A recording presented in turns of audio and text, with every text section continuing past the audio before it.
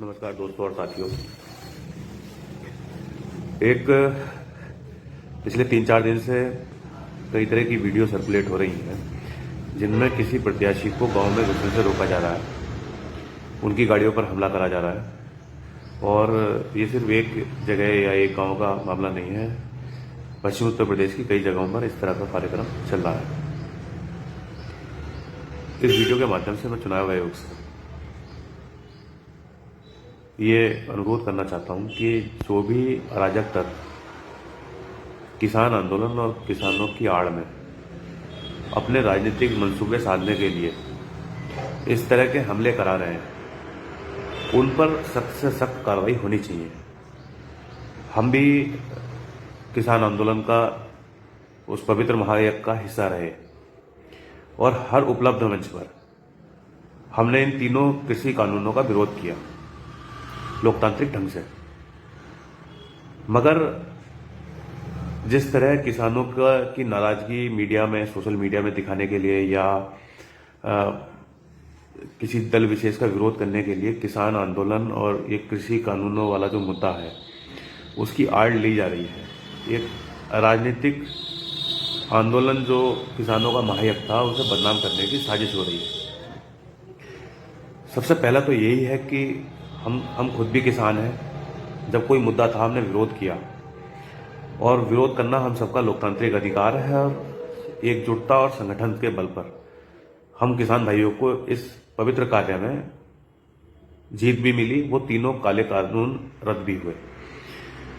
मगर अब जिस ढंग से उस आंदोलन, विरोध और उस नाराजगी का इस्तेमाल कुछ राजनीतिक गुंडे कर रहे हैं, उसका भी विरोध करना जरूरी है।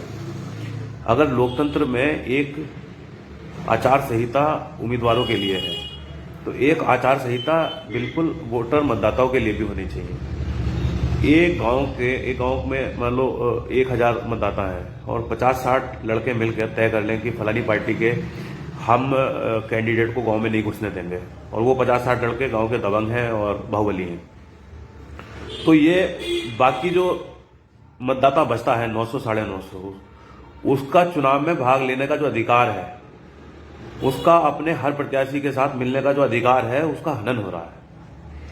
न सिर्फ उसका हनन हो रहा है बल्कि एक जो लोकतंत्र का जो दौर था जिससे टीएन शेषन निकाल कर लाए थे हमारे चुनावों को, जब गांव के कुछ दबंग पूरी लोकतांत्रिक प्रक्रिया को हाईजैक कर लेते थे, मुझे लगता है उस दौर की वापसी हो रही है।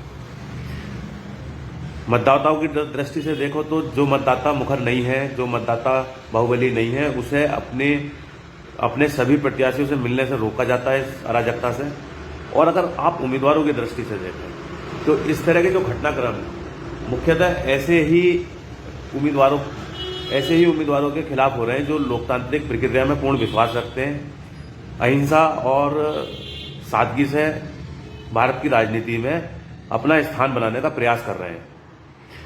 नहीं तो जिन दल विशेष के लोगों के ये विरोध कर रहे हैं, हमला कर रहे हैं, उसमें कुछ ऐसे भी नेता हैं जिनकी जुत्ती तक को हाथ नहीं लगा सकते। मगर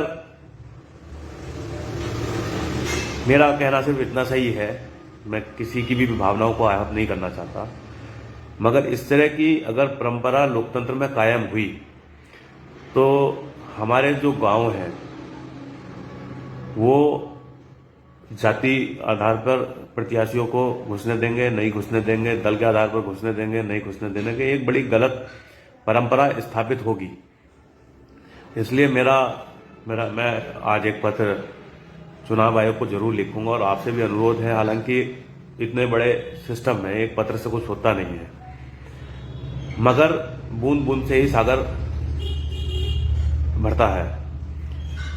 आप सब लोगों से भी अनुरोध है कि अगर आप मेरी बात से सहमत हैं तो चुनाव आयोग को एक पत्र जरूर लिखें। जिस भी गांव और जिस भी क्षेत्र के मतदाता इस तरह की हरकत करें, एक आदर्श आचार संहिता भी मतदाताओं पर भी लागू हो, उन्हें उन मतदाताओं को चिन्हित करके उनके 6 साल के लिए उनके वोट निलंबित किए जाने चाहिए। इसी के साथ मैं अपनी बात को विराम देता हूं, और अगर आप लोग सहमत हैं तो जरूर इस बात को आगे तक पहुंचाने का प्रयास करें।